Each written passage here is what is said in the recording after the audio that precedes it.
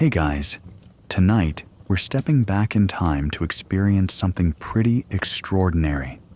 Viking winters. Picture this. You're out in the snow, the wind biting at your face, the cold so sharp it cuts through even the thickest of coats. But here's the kicker. This isn't some cozy Netflix binge winter. This is the real deal. You're in the icy north, surrounded by snow-covered fjords and endless forests, bracing for a long winter with only a handful of supplies to keep you warm. You probably won't survive this. Seriously, between the freezing temperatures, the lack of modern insulation, and the scarcity of hot showers, it's a wonder anyone lived through it. So, before you get comfortable, take a moment to like the video and subscribe, but only if you genuinely enjoy what I do here. I'd love to know where you're tuning in from and what time it is there. Share in the comments.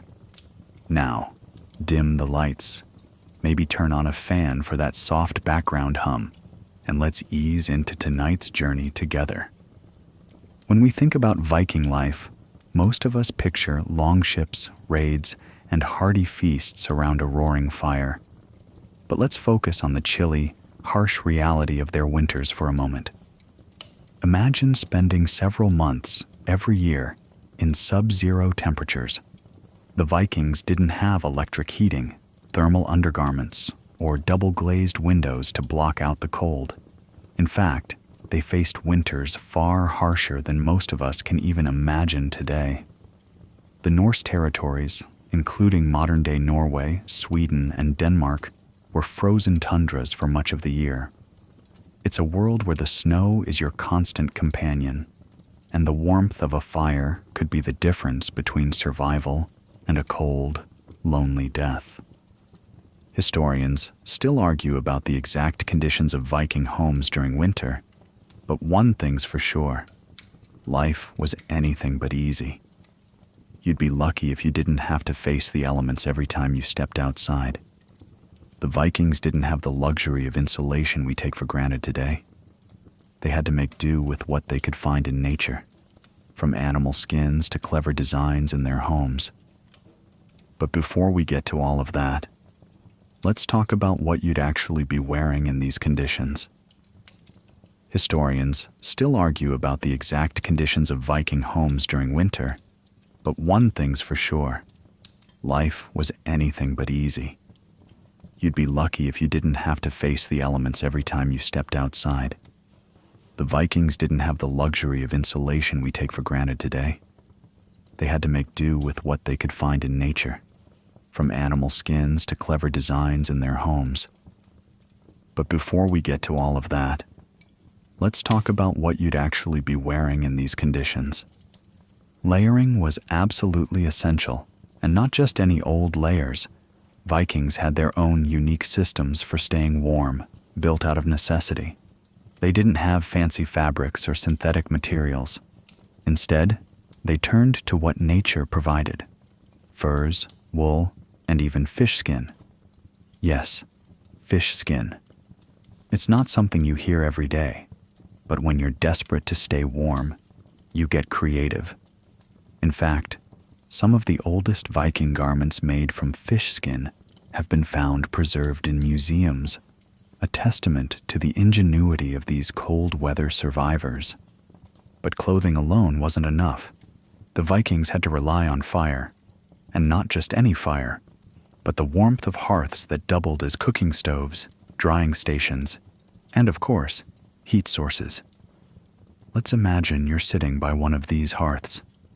The fire is crackling, casting a warm glow over the stone walls of your longhouse, and the smell of burning wood fills the air. This wasn't a pleasant, cozy ambiance like in modern fireplaces. No, this was functional warmth, a lifeline during the long, bitter nights. But even then, staying warm wasn't a guaranteed thing. You'd be surprised at how little insulation the Viking homes had. The longhouses, typically made of wood and thatched roofs, were far from airtight. Cold drafts would sneak in through every crack, and the fire, though hot, could only heat so much of the space. You'd likely find yourself huddling close to the fire, wrapping up in your fur cloak, trying to escape the chill. And as the smoke from the fire swirled around you, you might even feel that it's better to endure the coughs and eye irritation than to let the cold take hold. So, yes, the Vikings were tough, but they had to be. Historians still argue whether Viking longhouses were effective at keeping the cold out or just miserable places to live. Some suggest the smoke from the fires helped warm the homes, while others point out the health risks of constant exposure to smoke. Either way, warmth was a communal effort. It wasn't just about keeping yourself warm, it was about surviving together as a group, all huddled around that single heat source. Now, imagine you're getting ready for bed, lying on your straw mattress piled high with furs. Sleeping in the cold was no easy feat, and the Vikings didn't have thick blankets or electric heating pads to cuddle up with. Instead, they relied on animal pelts, mostly from reindeer and sheep, to insulate their sleeping spaces. Despite the discomfort, this method worked better than you might think. The layers of fur acted as insulation, trapping heat and keeping you slightly warmer than if you were lying on the cold wooden floor. Historians still argue about how well Vikings slept during these harsh winters. Some believe they managed fairly well, using their thick clothing and warm beds to stay somewhat comfortable. Others suggest they might have slept in short bursts, waking up periodically to stoke the fire and keep the warmth flowing. Either way, it's clear that sleep during these winters wasn't exactly the cozy, uninterrupted slumber we're used to today. But sleep wasn't the only thing the Vikings had to contend with during the winter months. They also had to stay fed and fueled. And what did they do? They relied on their kitchens, which were warm from the constant cooking and fire burning in the hearth. Viking kitchens weren't just places to prepare food. They were places where the heat from the fire could radiate through the home, helping to ward off the cold. It's one of those small but critical details that made life in the Viking Age just a little bit more bearable. The Vikings' ingenuity in surviving the cold wasn't just about keeping themselves warm.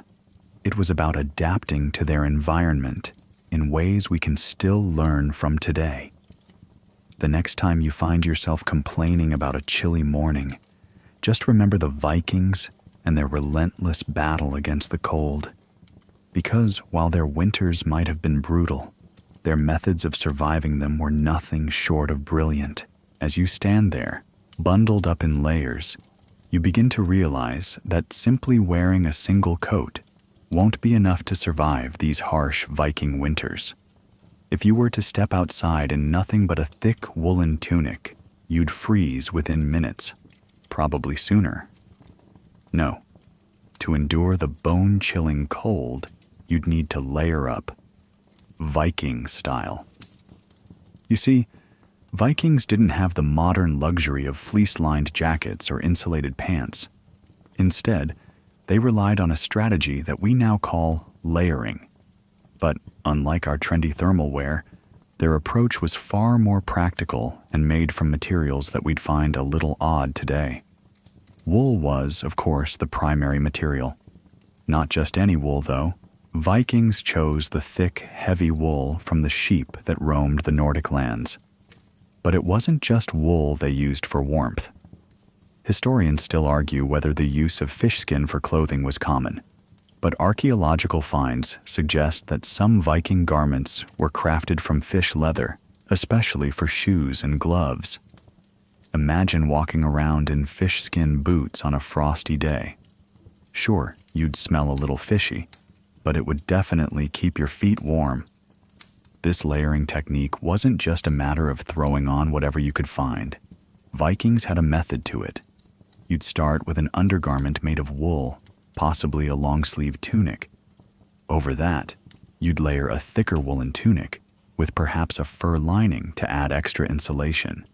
Finally, you'd throw on a cloak or a hooded cape made from thick, weatherproof wool or even reindeer skin. All of this, tied together with leather straps or a belt, would keep your body from succumbing to the freezing cold for at least a little while. And let's not forget about the Viking headgear. You know how we have those cozy beanies and knitted hats today? Vikings didn't have those. Instead, they used fur-lined hoods or hats made from sheepskin. Some even fashioned head coverings out of animal pelts, such as fox or rabbit fur, to protect their heads from the biting winds. It may sound a bit odd, but these methods worked. You might even be surprised to learn that some Viking clothing pieces were designed with windproof capabilities based on the animal skins they used. Historians still argue whether the Vikings had a sophisticated understanding of layering, or if they simply relied on trial and error, using what they had available. Some evidence suggests they understood the principle behind trapping air in layers to keep their body heat in. Others believe it was a more rudimentary system based solely on what worked for them.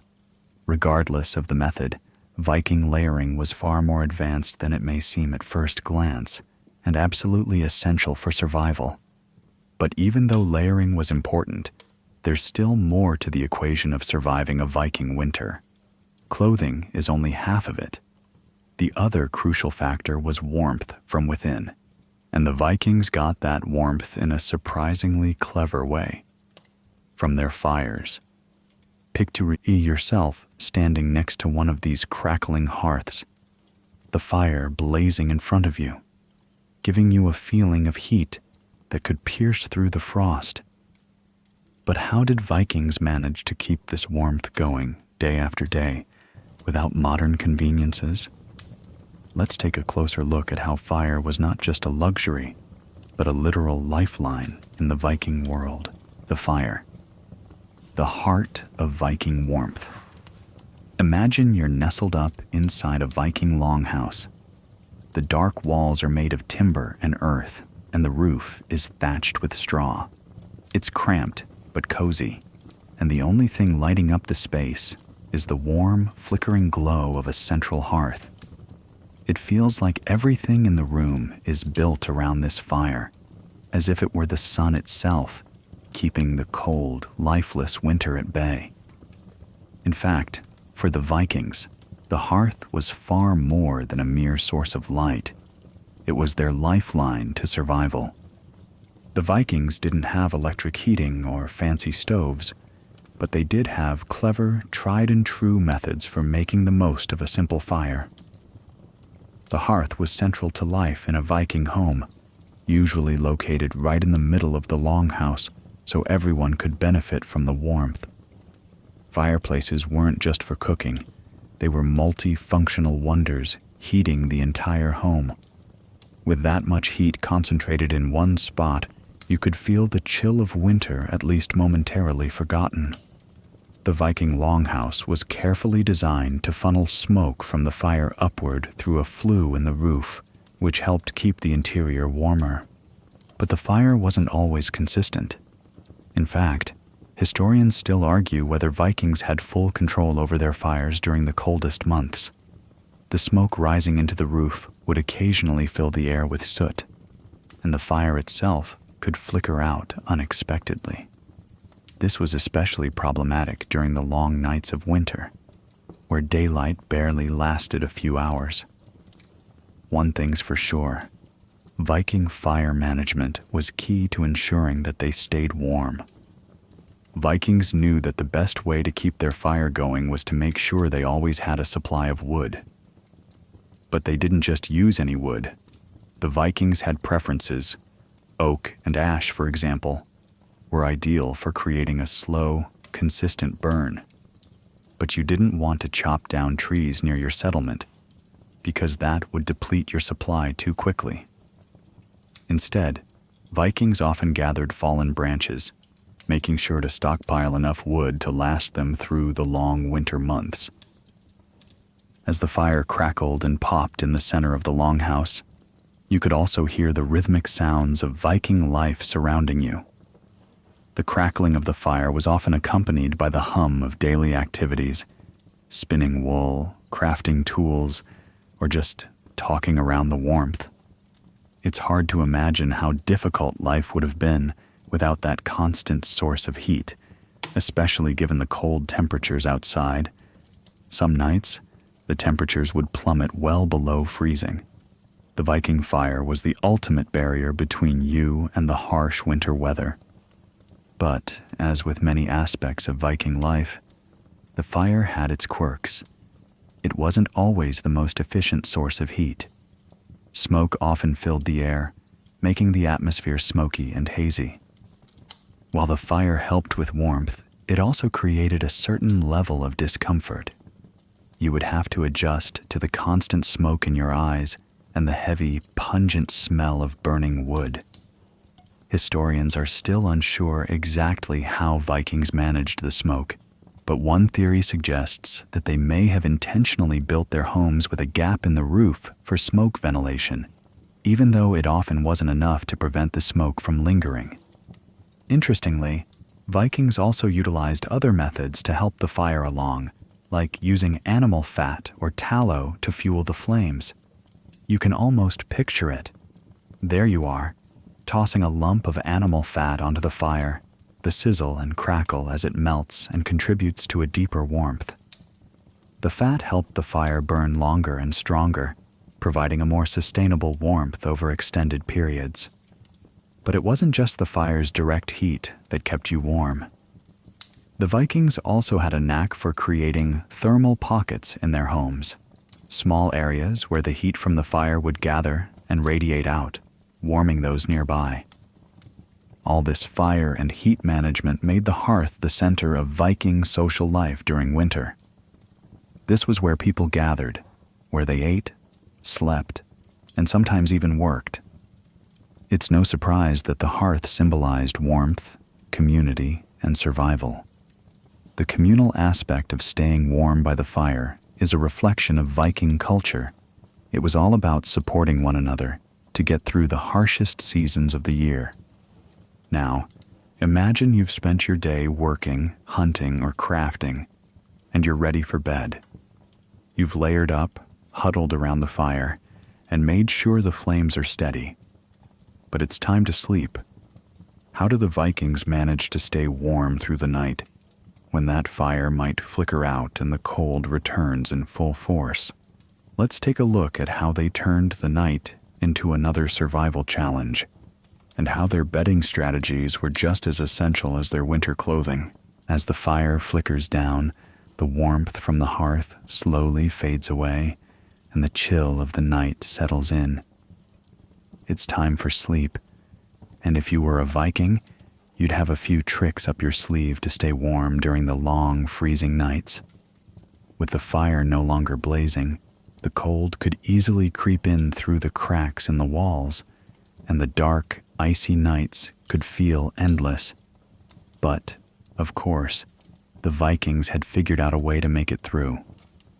First off, they had one of the most essential pieces of their winter survival kit: thick wool blankets. These were no ordinary blankets either. Vikings used layers of wool for warmth, much like their approach to clothing during the day. They might have tucked themselves in beneath multiple layers, wrapping up tightly in soft, thick, hand-woven blankets made from the same heavy wool that lined their clothing.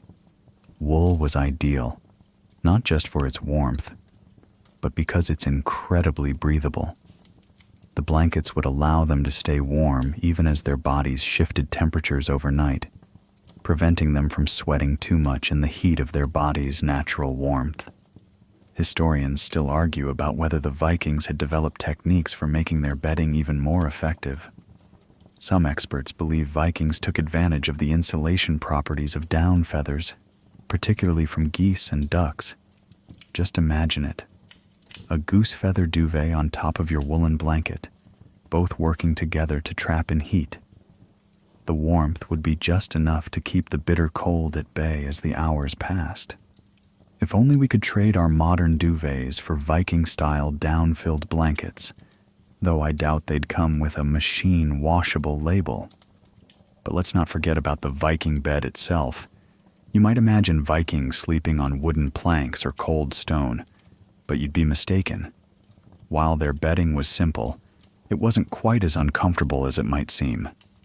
Viking beds, or villa, were typically made from a wooden frame, and they were often stuffed with natural materials like straw, rushes, or even feathers.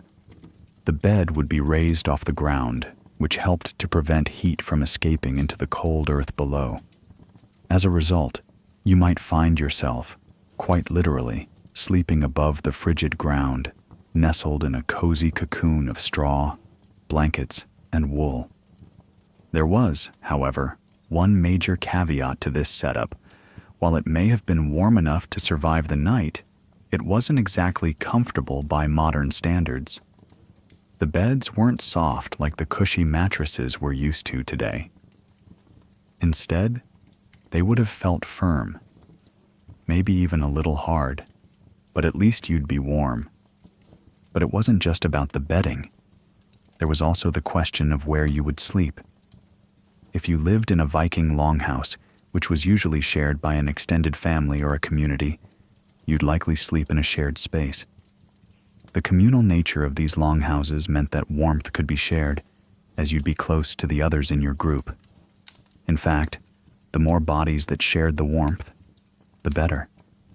Bodies generate heat, and having a few people close by would make it easier for you to retain warmth during the coldest nights.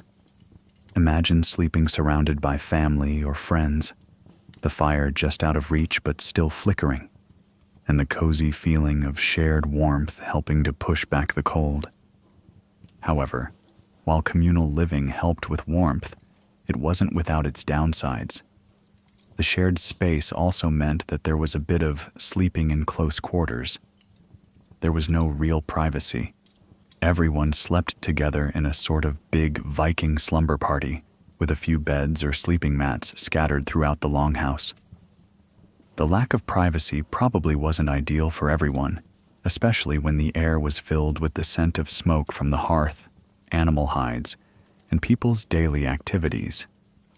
But the Vikings made do, and there's something comforting about the idea of surviving the bitter cold together, huddled in close proximity with your family or fellow villagers. The communal sleeping arrangement wasn't just about warmth, it was about a sense of unity and shared survival. After all, the cold wasn't just a physical force, it was also a social challenge. You needed each other to make it through the harshest months. Still, even the best bedding and the warmth of community couldn't guarantee you a peaceful, restful sleep. The constant cold outside, the crackling fire, and the tight spaces would sometimes make it hard to settle in for the night. And of course, there was always the issue of the cold creeping in through the gaps in the walls. But for Vikings, this was just part of life in the north, and they'd learned to manage these inconveniences, using their resourcefulness and creativity to find warmth where they could. As you drift off to sleep in the Viking longhouse, you're now cocooned in your layers of wool, the fire fading to embers, your body surrounded by the warmth of your fellow villagers. You'll sleep deeply, not just because you're warm, but because you know you've made it through another night. Tomorrow will bring more challenges, more ways to stay warm in this rugged, unforgiving land. But for now, you sleep, and the Viking winter has no power over you. Morning doesn't exactly arrive with sunshine in a Viking winter. It sort of slinks in. A muted bluish haze filters through the cracks in the longhouse, revealing smoke-stained rafters and a few reluctant stirrings from your fellow sleepers. You're stiff, slightly damp from the trapped warmth of bodies and wool, and definitely not ready to face the cold beyond the threshold. But face it, you must, because the fire needs reviving, animals need tending, and the day's work doesn't pause for frostbite. You throw on another layer, maybe a second tunic or a heavy wool cloak. But here's where your real Viking ingenuity kicks in. Layering isn't random. It's an art form. Think of it as ancient thermal engineering, with flair. The first layer is typically a linen undershirt.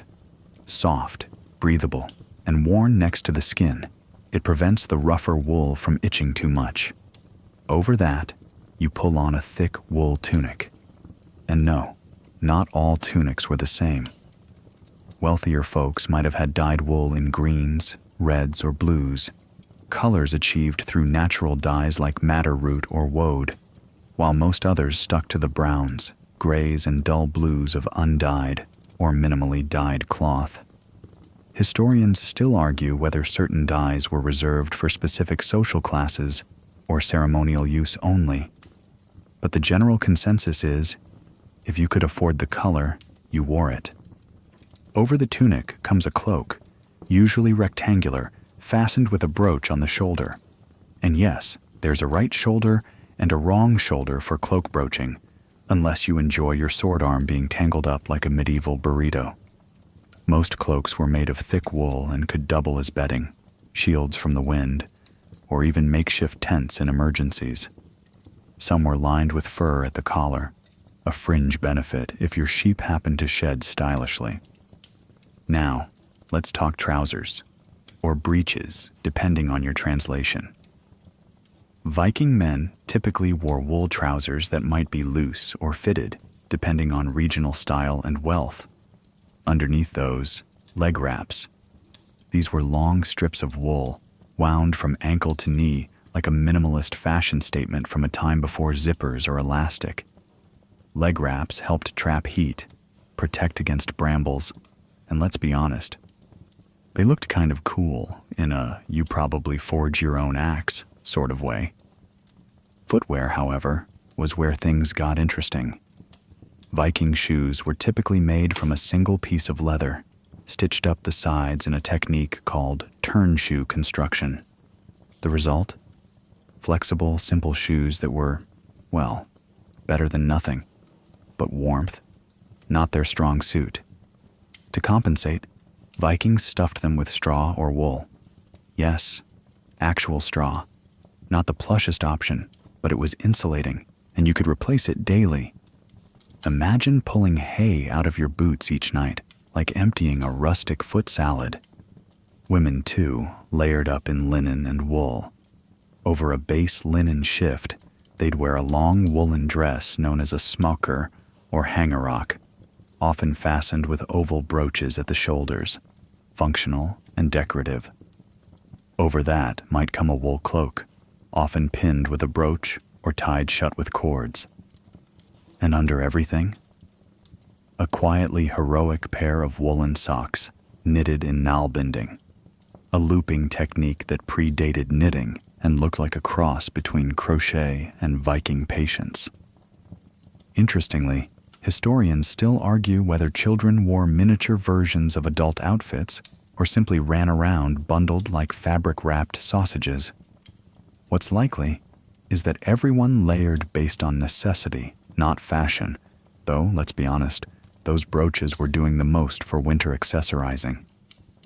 And while wool was king, fur played a quiet but important role. Not the decadent, full-length fox pelts you might imagine, but small fur trims, lining mittens, collars, boots, and cloaks. Fur from beaver, squirrel, or hare was especially prized. And no, not because it looked luxurious, but because it kept the chill from gnawing at your bones like an underfed wolf. Even their headwear served a dual purpose. Caps made of wool or fur were common, practical, snug, and arguably stylish in a brave the blizzard, but make it fashion sort of way. And while there's limited physical evidence of Viking hats, illustrations and archaeological findings suggest that rounded or conical woolen caps were probably as common as cold noses. The practical brilliance of this Viking layering system is in how flexible it was. Shed a layer when you're working by the fire. Add one back before heading out to the fields or chopping firewood. Everyone knew how to dress for the temperature, and more importantly, how to stay dry. Because here's the thing. In cold climates, sweat is your enemy. Once you're wet, you're toast, frozen toast. The goal wasn't just to stay warm, it was to stay dry and breathable. Vikings were walking thermoregulators, wrapped in wool and survival instinct. Of course, not everyone had access to the same resources. Wealthier Viking households had better quality wool, more fur, and possibly imported fabrics, like silk trims from trade routes stretching all the way to Byzantium.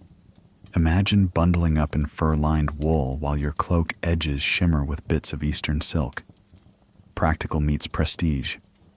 So, as you bundle up, pulling layer over layer, your boots stuffed with straw and your hands tucked into fur-lined mittens, you step out into the pale winter light, fully wrapped, slightly itchy, but impressively warm. The cold bites, sure, but it doesn't win. Not today. Because today, you're dressed like someone who knows how to outwit the ice. And as you walk through the snow-packed yard, wool creaking slightly at your elbows, you can't help but feel that ancient smirk. You've got layers, and you know how to use them. Outside the longhouse, your boots crunch into snow that's been tamped down by a dozen other footsteps. The breath from your nose billows out like a slow-moving dragon's puff. It's not exactly scenic. Gray skies, grayish slush, gray moods. But there's a quiet magic to the way everything is hushed. Even the chickens seem to be whispering. Outside the longhouse, your boots crunch into snow that's been tamped down by a dozen other footsteps. The breath from your nose billows out like a slow-moving dragon's puff. It's not exactly scenic. Gray skies, grayish slush, gray moods. But there's a quiet magic to the way everything is hushed. Even the chickens seem to be whispering. First things first. Check on the animals. Livestock, after all, were living heat generators in Viking society. Cows, sheep, goats, and the occasional shaggy horse weren't just a food source. They were, quite literally, a central heating system. Many longhouses included what archaeologists call a byre, a section of the house reserved just for animals. Yes, that means you might have spent winter nights sleeping feet away from a very gassy cow. Cozy, if pungent. The body heat from the animals helped warm the living quarters, especially in homes where the walls were insulated with turf or layers of timber packed with moss and clay. Historians still argue whether every longhouse was built this way, or if certain regions had their own architectural quirks. But the basic principle stands. If it breathed and gave off heat, it belonged indoors. Of course, not every animal got the VIP treatment. Chickens, pigs, and younger livestock were often kept in outbuildings or makeshift pens protected with extra hay. But your prized milk cow? Right next to the hearth. Thank you very much. Speaking of hay, it's not just for snacking. Vikings used straw and hay as insulation in almost everything. Stuffed into bedding, tucked around wall seams, layered over floors. A thick bed of straw on the floor could turn frozen mud into something vaguely resembling comfort.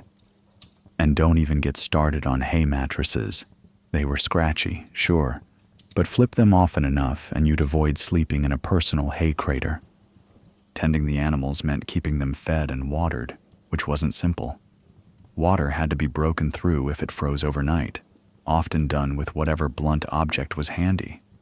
And food? You hauled in hay, root vegetables, and whatever else you'd stored during the autumn frenzy of pre-winter prep. Remember that frantic few weeks where everyone was drying fish, smoking meat, and filling barrels with sauerkraut? This is why. The animals depended on it almost as much as the humans. Now, let's talk about chores.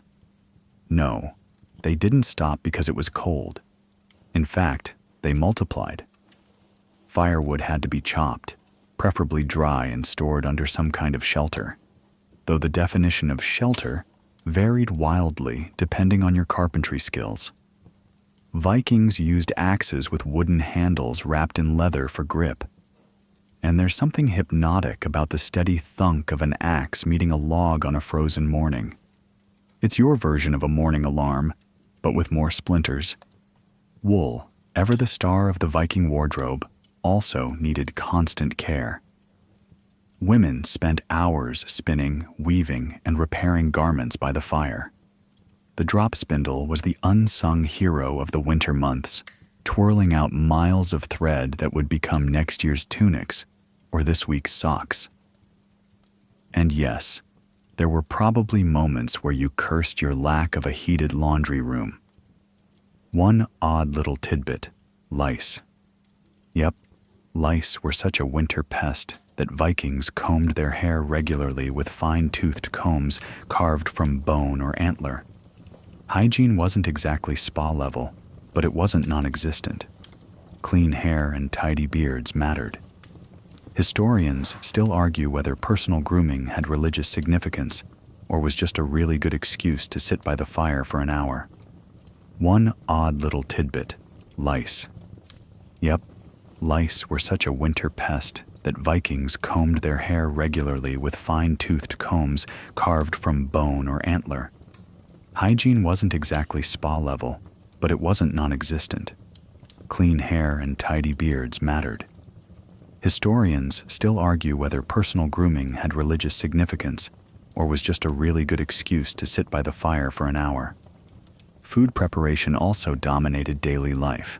Soups and stews simmered in iron cauldrons suspended over open hearths. The longer it cooked, the better it warmed both belly and longhouse. Root vegetables, grains, dried meat, all in one pot. And occasionally, someone might toss in a dried apple slice or fermented dairy clump for a bit of flair. It's Viking fusion cuisine. Practical, hearty, and suspiciously chewy. Children had their part to play too.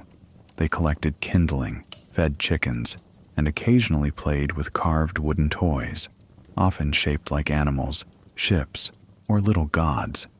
But mostly, they stayed close to the fire, learning by watching and listening. You, watching one now, spot a boy trying to juggle frozen goat droppings.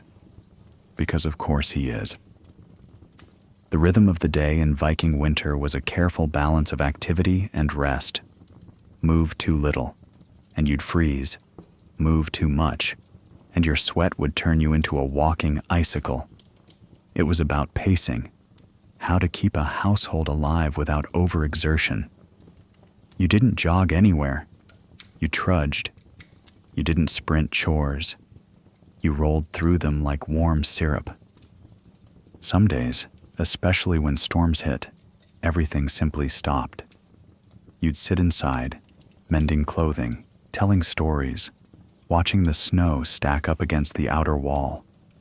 And as the wind howled and rattled the beams, you might even feel thankful because you had straw in your boots, soup in your bowl, and a moderately cooperative goat indoors.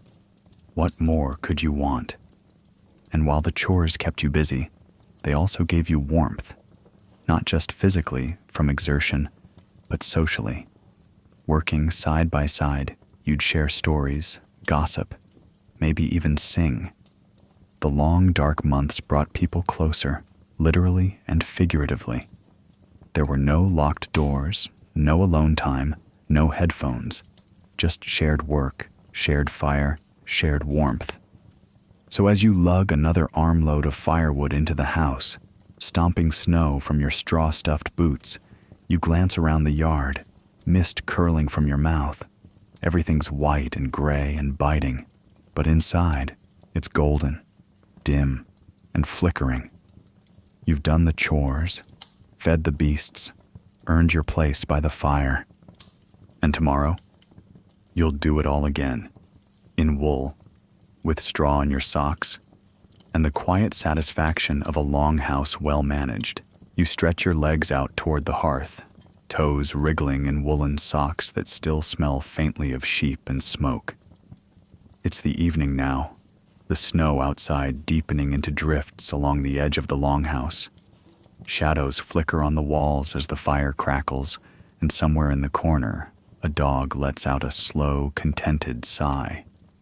This, right here, is your reward for a day of frosty chores, what modern folks might call hygge, but what you simply think of as not freezing to death.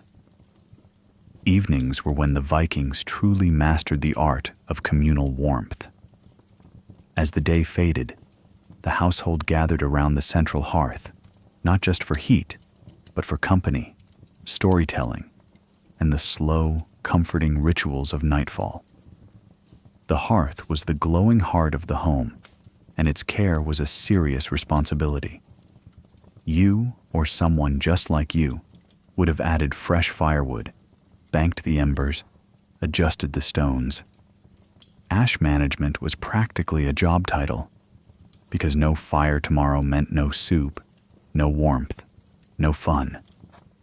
The hearth fire also played a spiritual role. Historians still argue whether the hearth spirit was an actual deity or just an animistic holdover, but either way, people treated it with respect. Some whispered thanks to it. Others left tiny offerings, crumbs, herbs, a splash of ale. You never know when the flickering flames might be listening. Now, while the fire did a good job of keeping the middle of the room tolerably warm, the corners of the longhouse, whole different climate zone, hence the layering. And we're not just talking clothes, bedding, cloaks, animal pelts. Anything that could trap warmth was stacked, draped, or stuffed into sleeping areas. You curl up in your sleeping nook, a sort of raised platform or bench if you're lucky, lined with straw and covered in sheepskins. Maybe you've got a carved wooden pillow, which is exactly as comfortable as it sounds, or maybe you're doubling up with someone else, because in the dead of a Scandinavian winter, body heat is less of a luxury and more of a survival strategy. It's not just romantic partners snuggling either.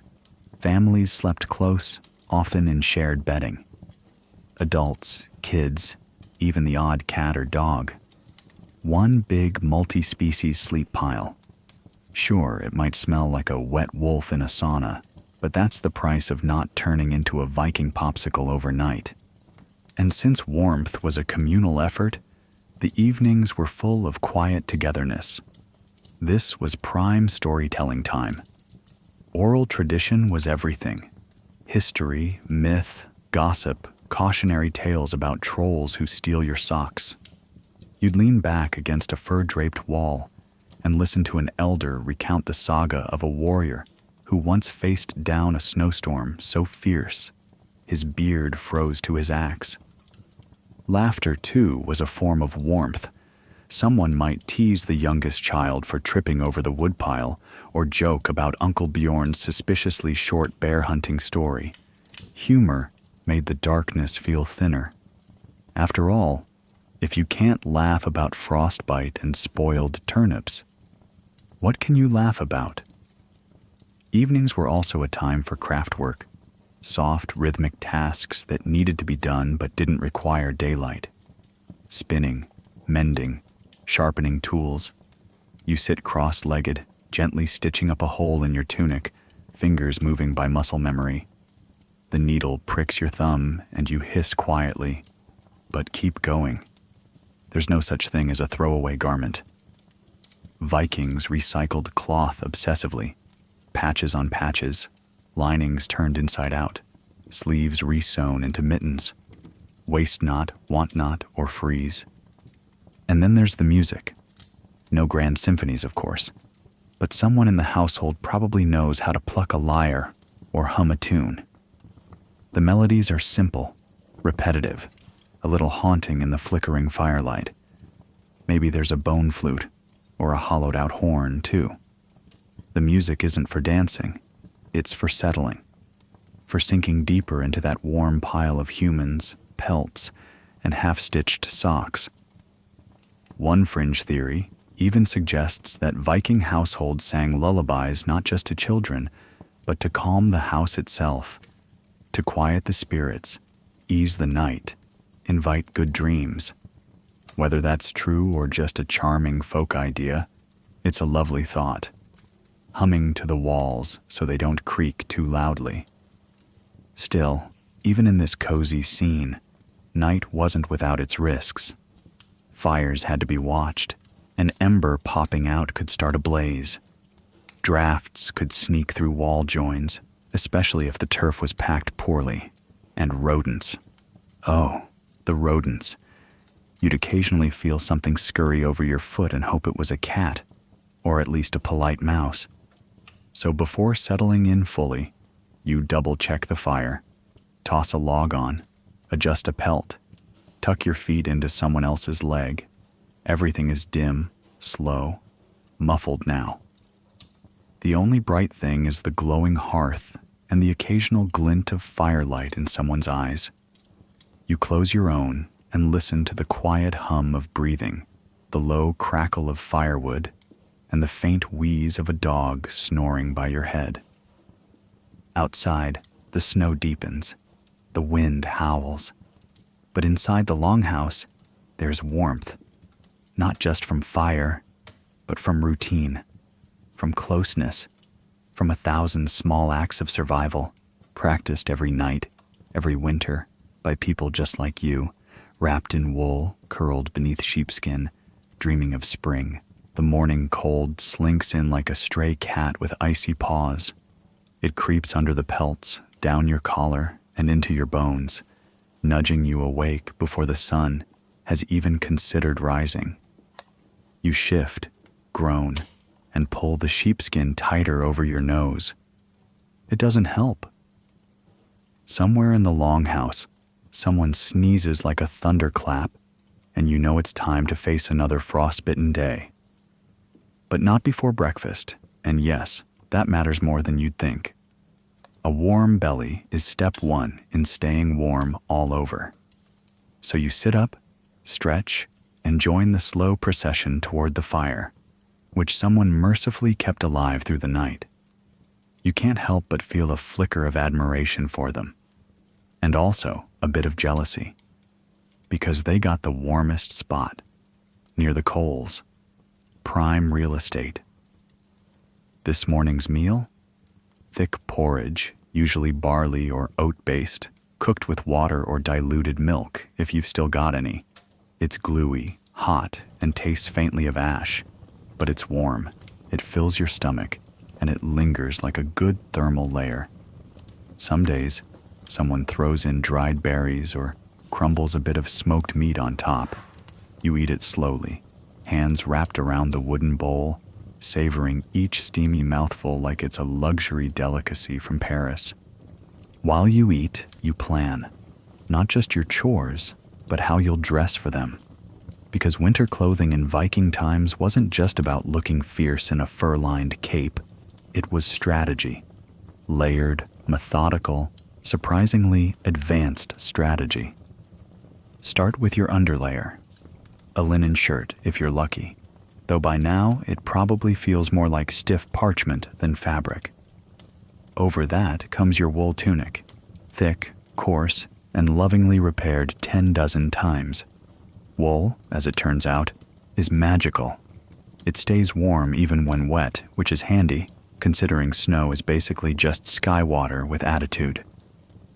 Trousers come next, not always matching, sometimes more patchwork than pants, but definitely wool. And underneath, Viking-style underpants. Yes, those existed, typically linen or wool as well. You've tied yours with a belt made of braided horsehair.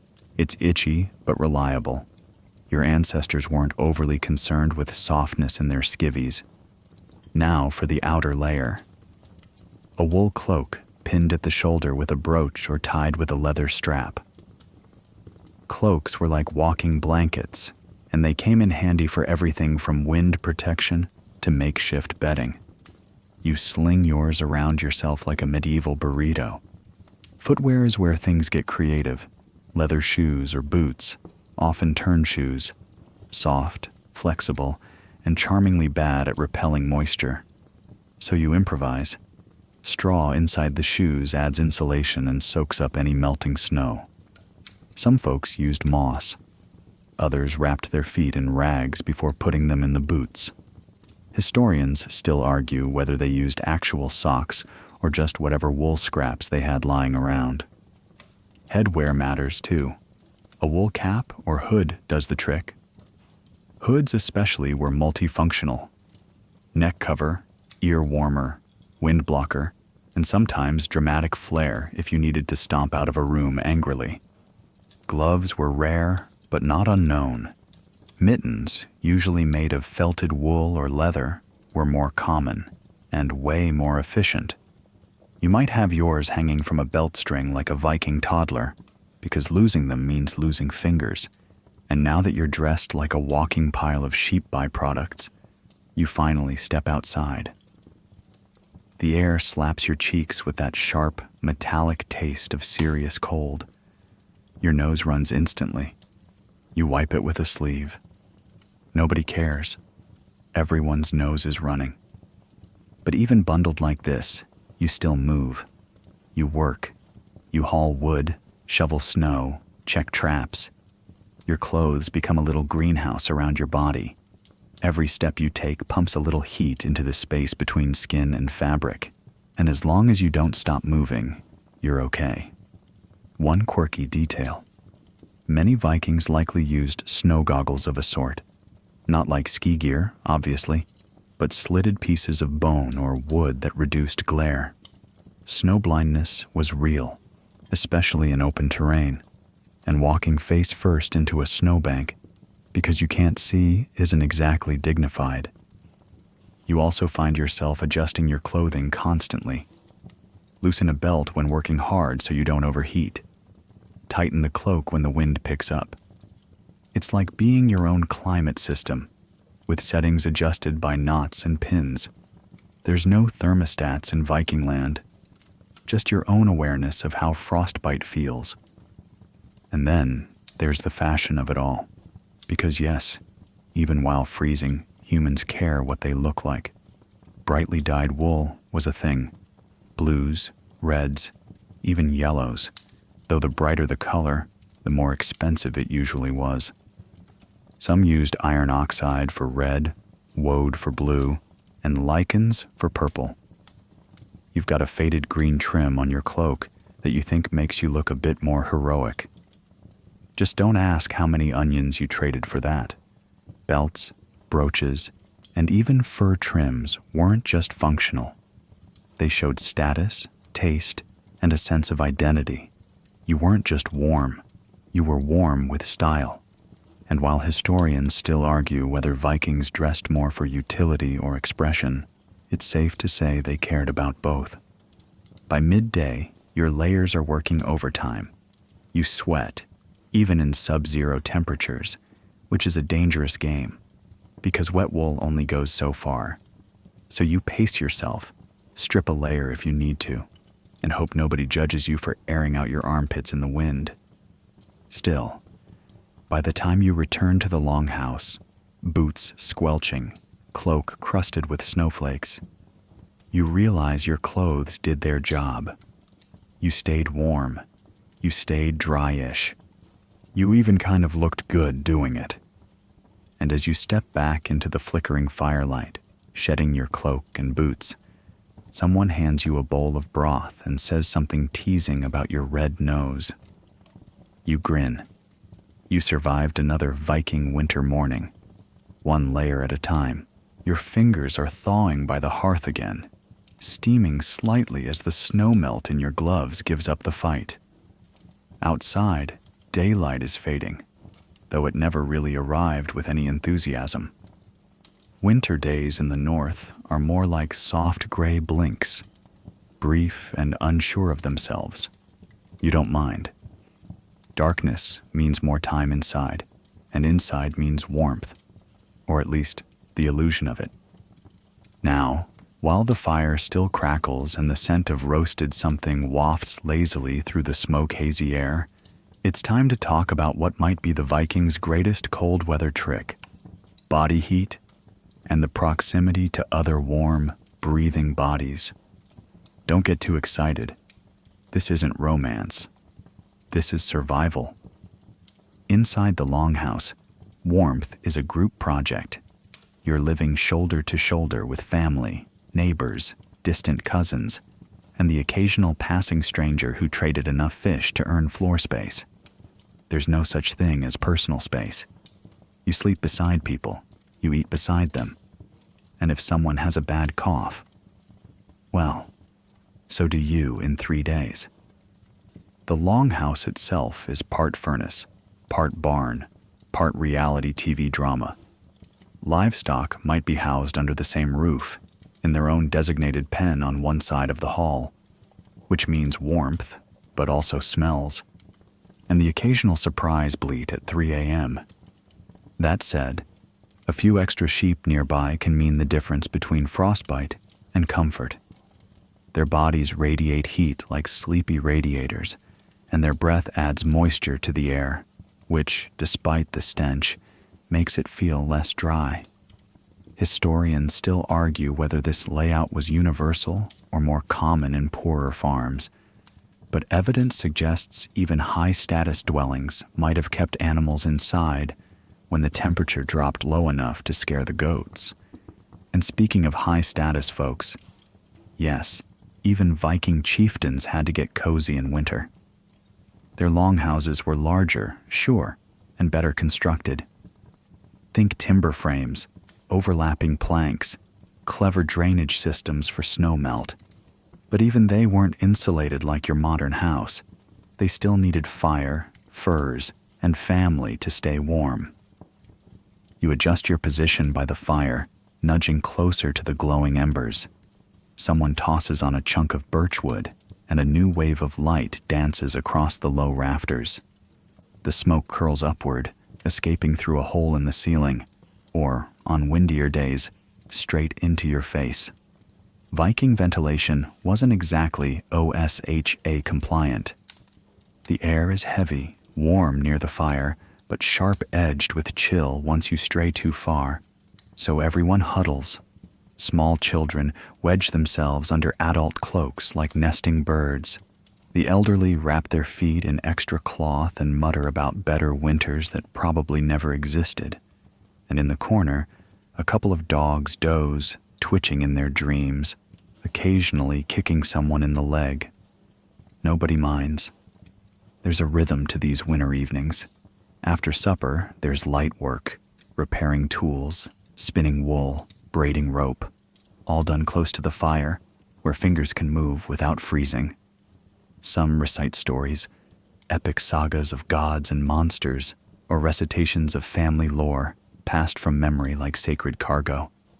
Oral storytelling wasn't just for fun. It was education, entertainment, and record-keeping rolled into one warm, slightly smoky package. One detail that surprises you: singing. Soft, low, almost like humming. Lullabies for children, work songs for spinners, sometimes a chant to drive away the silence. You wouldn't call it beautiful, not in the opera sense, but it's honest, earthy, human.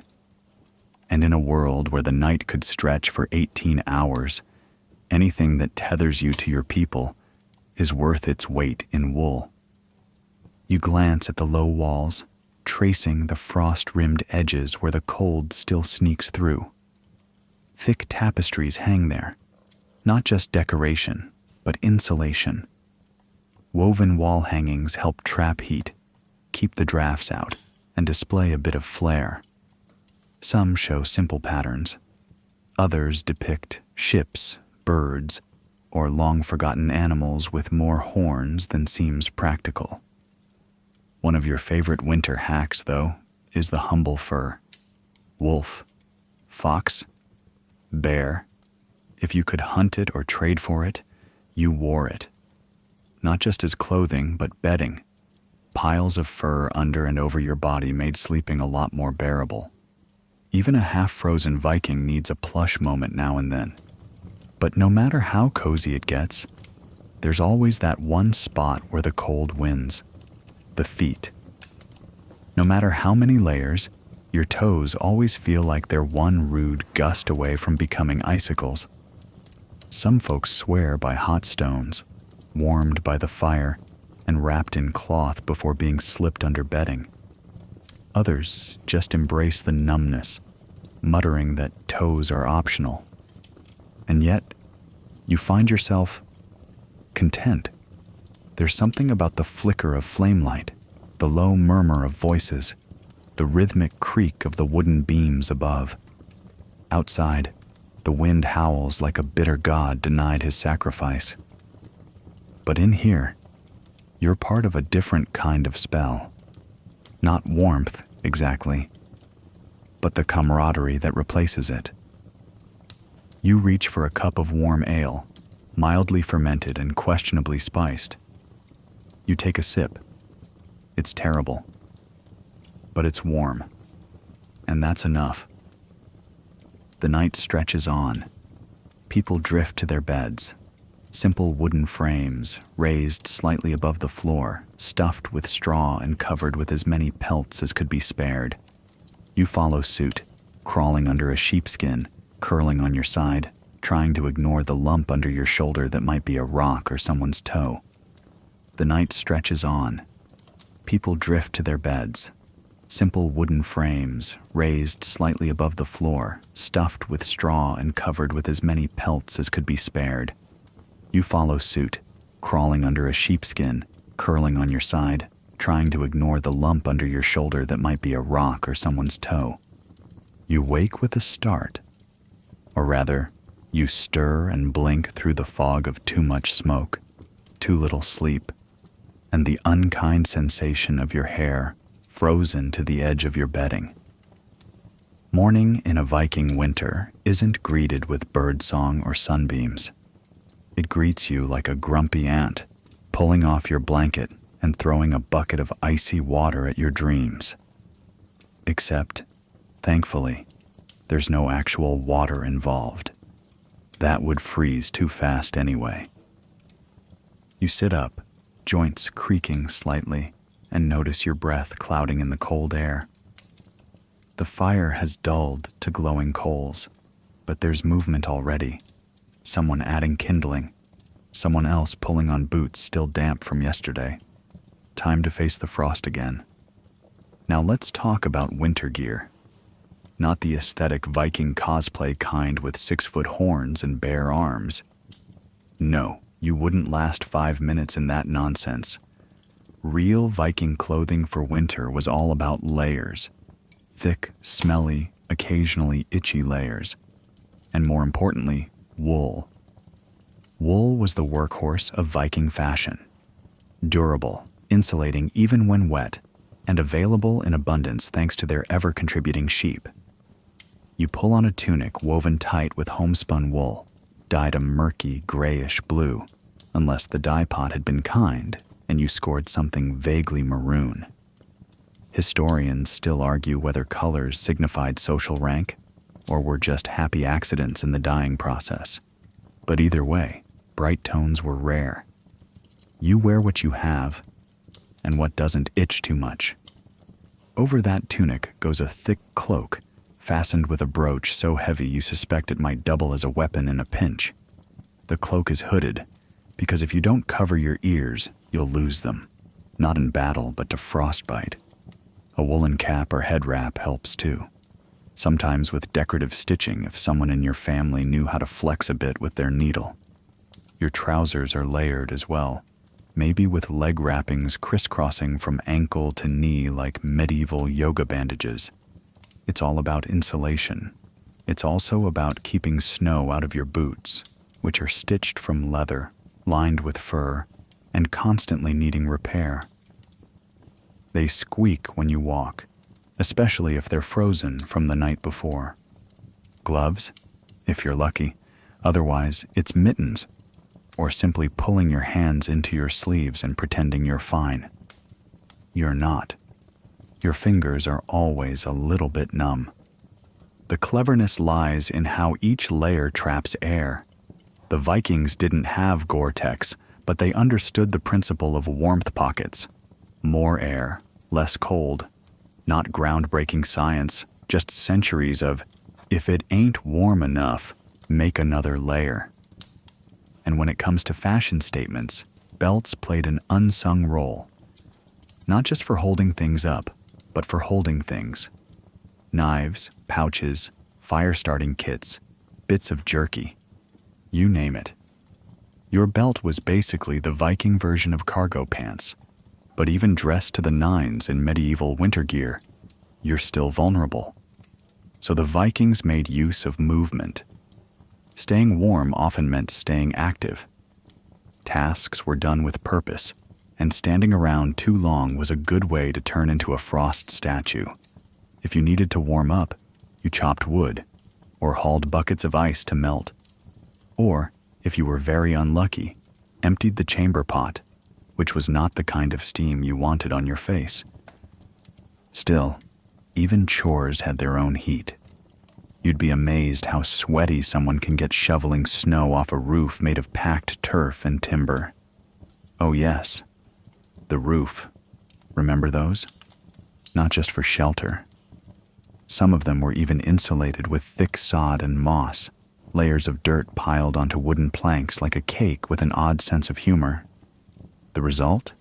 Warmer homes, damper ceilings, and a faint earthy smell you'd probably learn to love or at least tolerate. And let's not forget fur. Unlike the modern debate about fur fashion, in Viking times it was simple. Wear it or freeze. Fox, rabbit, wolf, bear. Any animal unlucky enough to cross paths with a skilled hunter might end up part of your winter wardrobe. Some garments were sewn with the fur facing in for warmth, others with it out for water resistance.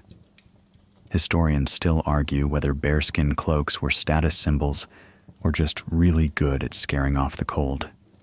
You shuffle outside, wrapped up like a medieval burrito, the wind instantly slapping your cheeks like an offended spirit. There's no mercy in a Norse winter morning, but there's beauty. A pale blue horizon. Ice crystals clinging to the trees like spider webs made of diamonds. The sound of the frozen fjord groaning beneath its own weight. Your job today is simple. Breathe, stay upright, and help someone fix a broken sled. The wooden kind, pulled by reindeer or cattle, useful for transporting logs, firewood, or the occasional unwilling relative. You kick at a drift and start walking, your boots squeaking rhythmically, breath puffing in cartoon-like bursts. Someone offers you a hand-warming trick. Spit on your palms and slap them together 3 times. You try it. It doesn't work. You're still cold. But it gave everyone a laugh, and laughter has its own kind of warmth. There's a rhythm to all this now. Bundle up. Move around. Drink something warm, if available. Curse the gods. Repeat. Still, somehow, you don't mind. There's a strange satisfaction in pulling your cloak tighter, tucking your nose beneath the wool, and trudging forward anyway, like you're part of something older than comfort, older than warmth. A quiet defiance against the frost. You catch a glimpse of your reflection in a frozen puddle, wild hair, red nose, a face half obscured by fur. You look like someone who belongs in this cold, someone who can survive it. You nod to yourself. Time to get back to the fire. After all, the sun will be setting again in about 3 hours. The wind whistles a low, steady tune across the open field, nudging the snow in little rippling waves. You plod through it, head low, cloak flapping like a flag behind you. There's a smell of pine smoke and something vaguely sweet in the air. Maybe someone's managed to boil down a bit of birch sap for syrup, or maybe it's just your imagination trying to comfort you. Either way, you follow it back toward the longhouse, cheeks tingling, boots crusted with ice. Inside it's dim, smoky, and, mercifully, warm. The hearth fire burns low but steady. This is the lifeblood of winter survival. Fire. And not just in the rub sticks together kind of way. You're looking at an entire ecosystem of heat, one that determines whether you live through the season or become a snow sculpture by mid-February. You settle in close, hands extended, letting the warmth seep back into your bones. Fires in Viking longhouses weren't just for toasting toes and warming stew. They were central to the architecture, quite literally. Most longhouses had a fire pit that ran down the center like a glowing spine, with smoke holes above and sleeping areas tucked along the sides. You, like everyone else, rotate in and out of prime heat space like clockwork. Everyone gets a turn. No hoarding the embers. There's no chimney, of course. That would be too modern. The smoke snakes its way up through gaps in the roof or just kind of hangs there like a lazy dragon, making your eyes sting a little, but also keeping bugs and bacteria at bay. Historians still argue whether this was a happy accident or a clever proto-hygiene strategy. Either way, you'll take it. Bug-free is a bonus. Now, when it comes to keeping that fire burning, you don't just toss in logs and walk away. Firewood is a science. Wet wood? Smoky, miserable heat. Dry, seasoned wood. Steady flames, better cooking, happier noses. Someone in the community, the one with the best ears for listening to wood split, is responsible for choosing, chopping, and stacking the logs just so. Firewood isn't just fuel. It's prestige. It's survival currency. You glance to the side and notice a child diligently blowing on a stubborn ember with cheeks puffed like a bellows. Fire-starting techniques in the Viking Age involved more than just hope and prayer. Flint and steel were common, as were fire steels struck against iron pyrite or other spark-producing stones. And if that didn't work, dried fungus, known as tinder fungus, was used to catch the tiniest sparks and cradle them like baby birds. Sometimes they even used dried horse dung. Yes, really. Packed tight and stored dry, it was surprisingly effective. Less surprisingly, it smelled exactly like you'd expect when lit. But warmth has no scent when your toes are freezing off. You're handed a wooden cup of hot something. Could be mead, could be weak beer, could be broth made from fish scraps and turnip water. It's hard to say. You sip it gratefully anyway. Warm liquid equals warm core. And here's a bit of Viking genius. Heated stones. You spot one now, nestled among the coals, glowing faintly. At night, these would be wrapped in cloth or fur and slipped under bedding or cloaks, acting like medieval hot water bottles. Not exactly spa luxury, but effective. You'd be surprised how well a good stone retains heat under the right insulation. Sleeping arrangements, by the way, are all built around heat conservation. You've got straw or hay mattresses, often shared, topped with animal skins, cloaks, or anything else that traps warmth. And yes, shared. If you're modest, you'll need to get over that fast. Heat doesn't care about your personal space. And honestly, the dog's probably warmer than your cousin, so you let it crawl in too. You glance around the longhouse. Someone's knitting. Yes, knitting. Or at least knall-binding, which is kind of like crocheting's ancient cousin. Historians still argue whether knall-binding directly evolved into knitting, or if the two just share some ancestral vibes. Either way, it's functional, and it makes socks. Which is what the woman across from you seems to be working on now. Thick woolen socks that could probably stop a spear. Then there's the smell again. Stronger now. Someone's boiling pine needles. Not for flavor, but for vitamins. In winter, without fresh greens, scurvy becomes a quiet enemy. Pine needle tea, full of vitamin C, helped ward it off. It's sharp, resinous, and not exactly your go-to comfort beverage, but better than your teeth falling out. A joke ripples through the room about last winter's turnip famine, which was less funny at the time. You chuckle politely and clutch your cup tighter. You shuffle a little closer to the fire. The wood pops and hisses.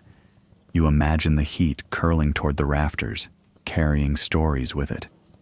This same hearth has probably heard generations of laughter, of arguments, of whispered myths. You try to remember one, maybe about Thor warming his hands over a lightning-struck tree, or Loki trying to light a fire with lies and getting caught in his own smoke. Someone nearby murmurs an old lullaby, half song, half spell, and you settle deeper into your cloak. The fire flickers low, and you think about what it takes to keep it alive. Not just wood and skill, but vigilance. A fire left alone dies fast in the northern cold. That's why there's always someone awake, always someone tending it. Heat is a collective responsibility, like food, like stories, like survival itself. Outside, the snow keeps falling. You barely notice it now. Not when your hands are warm, your belly full, and the fire's glow dances on the inside of your eyelids like a slow, glowing dream. You yawn, stretch, and wonder whether it's your turn to take the next fire watch shift. Probably, but not yet. For now, you just listen to the crackle and hum of history itself. Burning softly in the center of the room, you feel your eyelids getting heavy, the steady warmth of the fire lulling you into a deep, comfortable daze.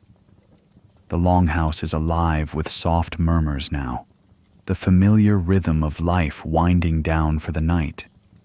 It's not just the fire that's keeping you warm here. It's the entire environment, carefully designed to ward off the brutality of winter.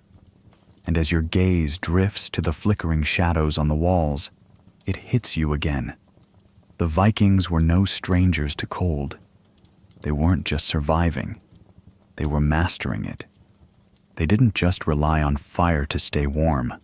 Their clothing was just as much a part of the strategy.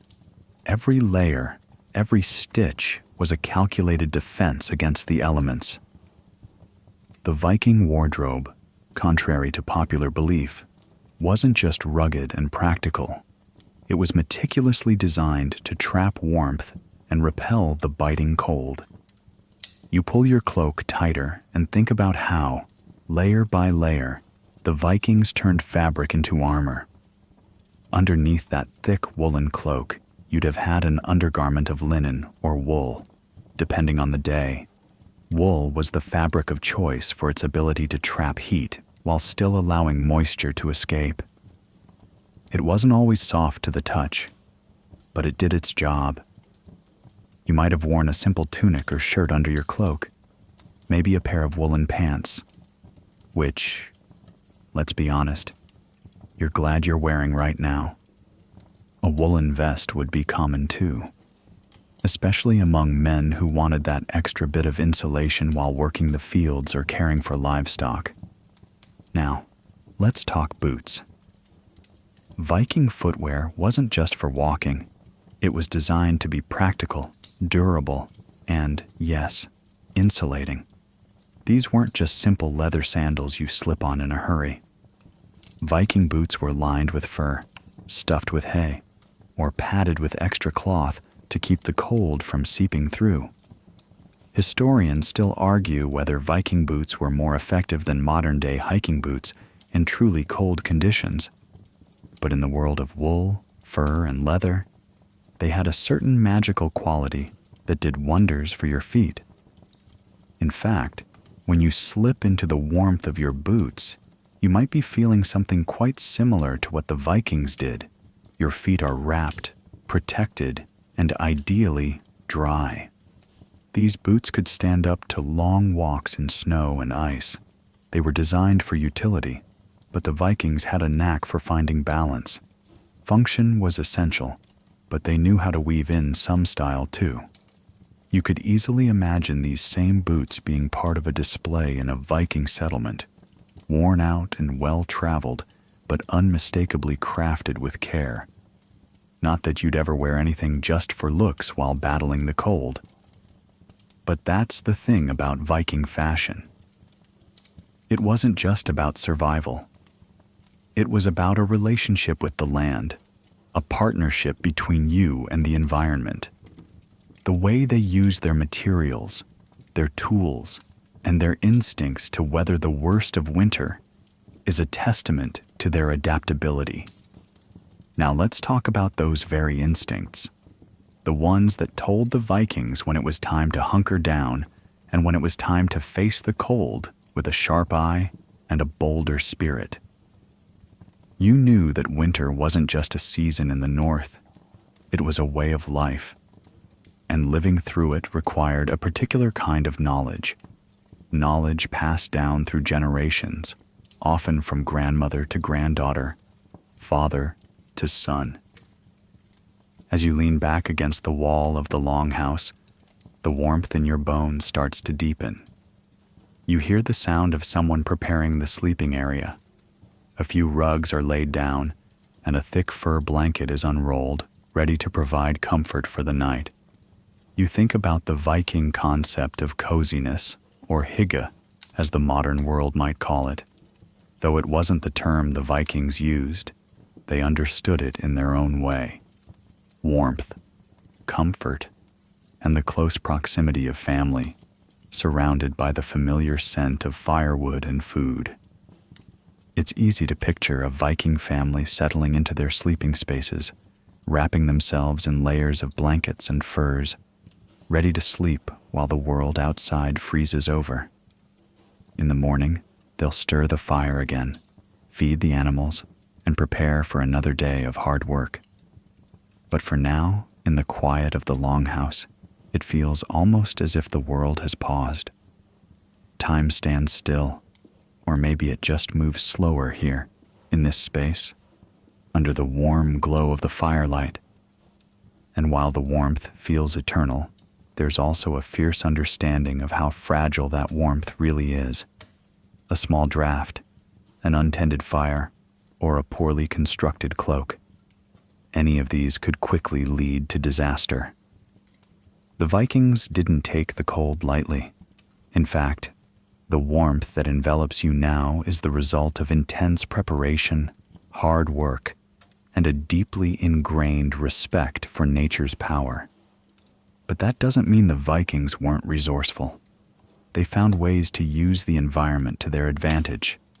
Take their ingenious use of animal hides. Animal fur wasn't just for decoration or status. It was carefully crafted into clothing, blankets, and other essential items that insulated like nothing else. It was one of the ultimate survival tools. Not only did it keep the biting cold at bay, but it could also help protect against wind and water, two forces you'd rather not have working against you on a long journey. Fur-lined gloves, fur hats, and fur tunics, all part of the Viking wardrobe's essential toolkit. Some say they even used the fur of wolves and bears, though we can't be certain. Historians still debate how widely wolves were hunted for their pelts in Viking times, with some arguing that wolves were respected as mystical creatures, while others point to their role as practical assets in cold weather survival. You take a slow, deep breath as the fire crackles once more, and you close your eyes, imagining the sound of wind whipping through the trees outside. Your body relaxes, but your mind keeps swirling through the details of the Viking life, this quiet community of survival. How the wood crackled in their hearths, how the leather of their boots never wore thin, how the smell of wet fur and fire filled their homes. It was a life spent navigating extremes, constantly adapting, always in tune with the rhythms of a harsh world. And tonight, as the cold continues to seep around the edges of the longhouse, you feel a deep connection to these ancient people. In their own way, they learned how to turn the cold into something manageable. Not just through clever designs or rituals, but through sheer willpower and community. They understood the importance of warmth, both literal and figurative, and knew how to share it, how to tend it, and how to make it last. You nod off slowly, the firelight dancing behind your eyelids.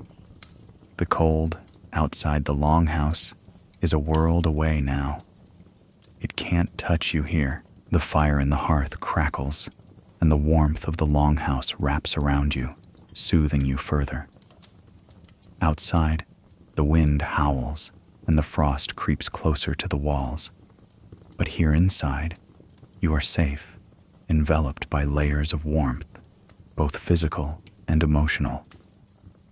You think about how vital that warmth was to the Vikings, how their entire survival depended on it, and how their homes were crafted to meet that one need above all else, staying warm.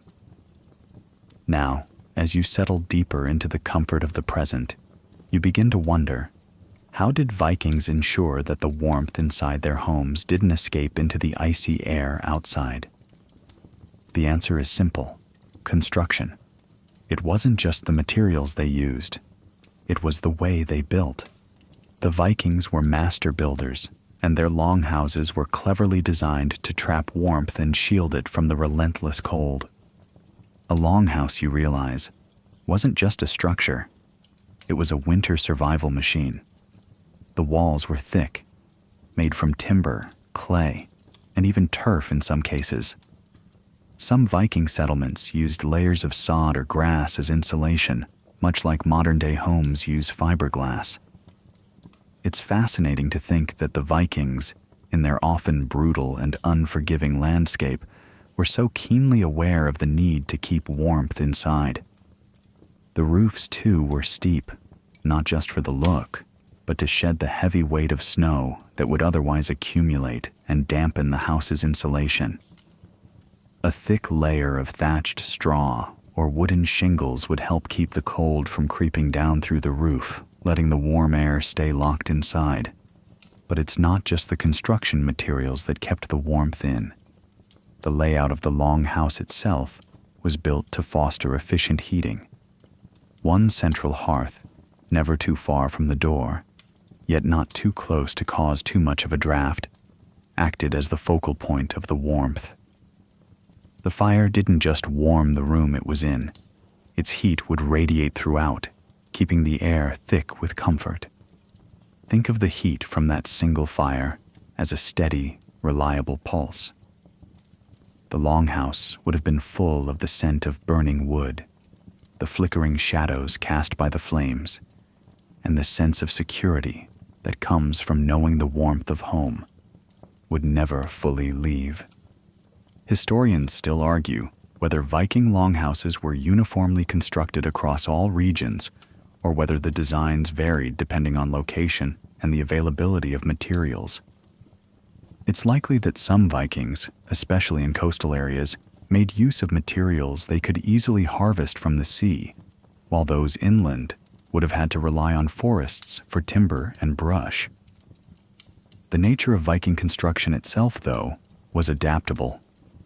This flexibility allowed their homes to evolve, even as the seasons did, ensuring that each home could meet the needs of the time and place in which it stood.